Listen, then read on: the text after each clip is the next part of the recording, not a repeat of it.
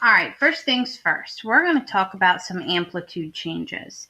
And it starts with looking at how the equation of the sine or cosine function also changes. So when we see y equals, this tells us that we're working with an equation. This capital A in front of the sine theta represents the amplitude of our sine function, or y equals capital A of cosine theta. So A represents the amplitude. Now, in the ones that we've done before, the A value was 1, because when we don't have a number in front of the sine, like y equals sine theta, there's really 1 times sine theta, and that's why our amplitude is 1. Same thing with cosine. Y equals cosine theta, the amplitude is 1, because the number in front of the cosine is really a multiplier of 1. What we're going to do is we're going to change that to a different multiplier and see how it affects the graph. So the first one I want to look at is y equals 2 sine theta. And this won't be hard to do. We're going to take a look at this.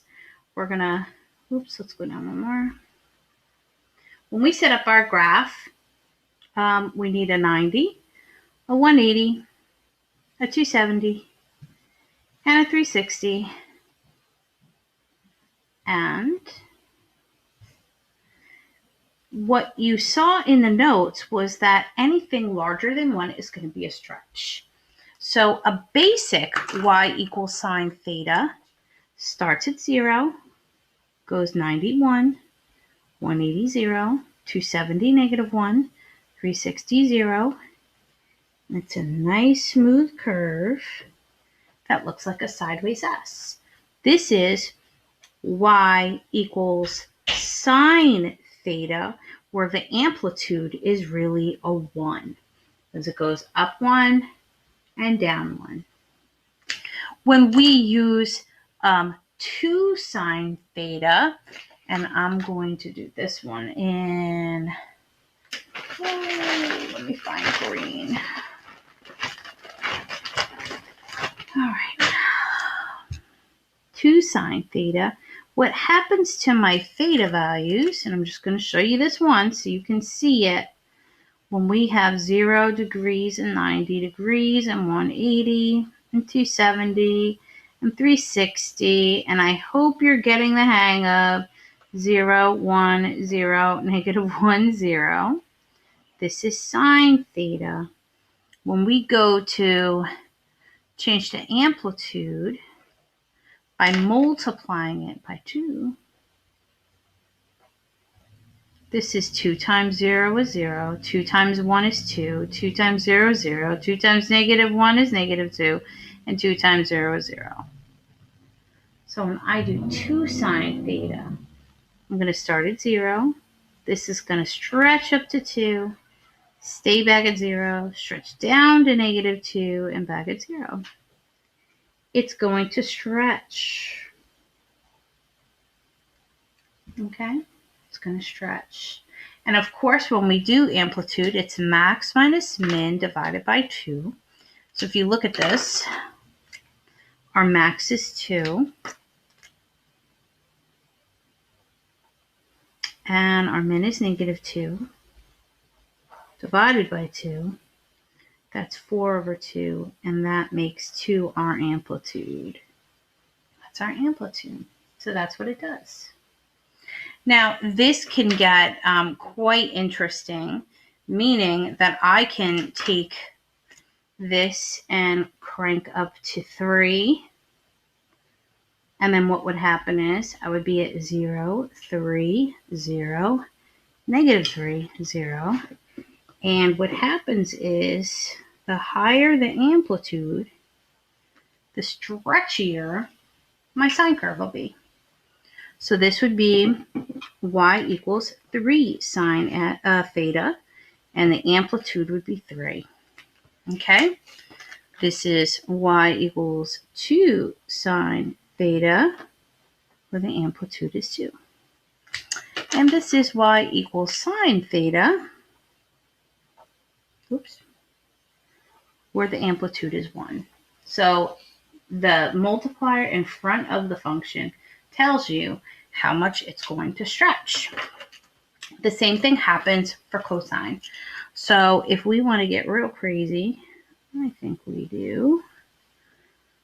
Let's go this way. Still 90, still 180, still 270 and 360. And we go 1, 2, 3, 4, 5, -1, -2, -3, -4, and -5. And I'm looking at a cosine curve, and I want to really stretch it. I'm going to make that amplitude super, super high. So for a regular one, we use cosine theta 0, 90, 180, 270, 360. And the cosine of theta starts at 1. Y equals cosine theta. 1, 0, -1, 0, 1. That's basic. And if all I want to do is stretch this thing out, I can go up to 4 cosine theta and see what's going to happen. Let's look at regular cosine. And I've been making the regular ones more zoomed in, but a regular sine or cosine is really kind of shallow, if that's a word. Look at how small that is. That's really what cosine looks like, with the height of 1 and a depth of -1. This is regular cosine theta. This is with an amplitude of 1. If I change my amplitude to 4, I'm going to multiply this by 4. This is going to be 4 times as big and 4 times as deep.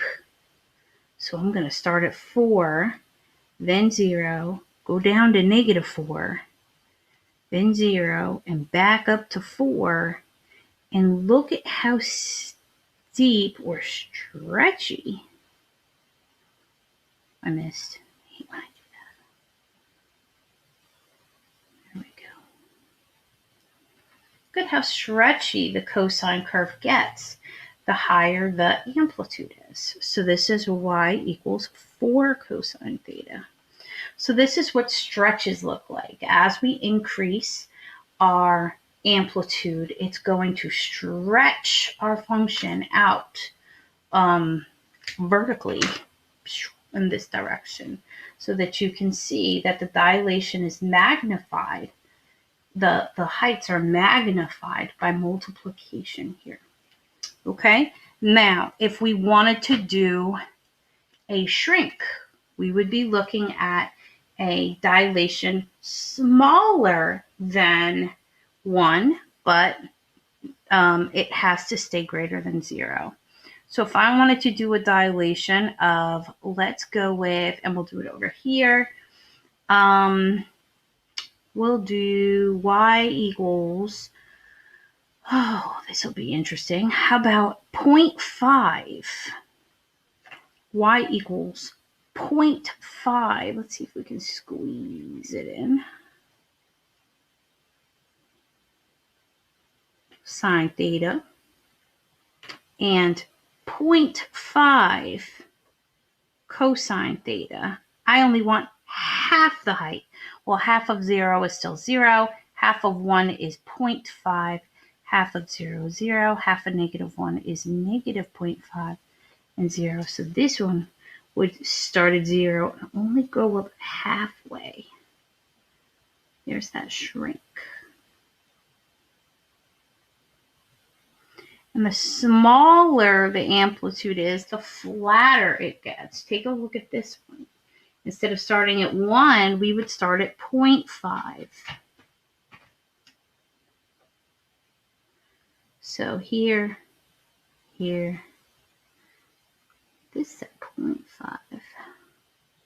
Here, look at this.